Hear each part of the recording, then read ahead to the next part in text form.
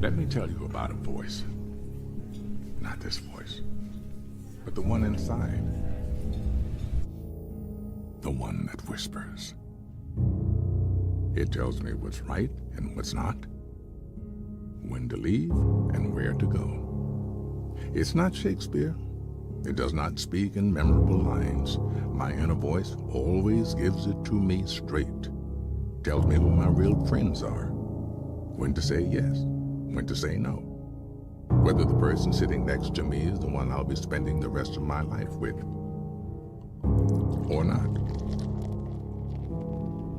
Sometimes that voice is crystal clear. Go, stay, right, wrong. Sometimes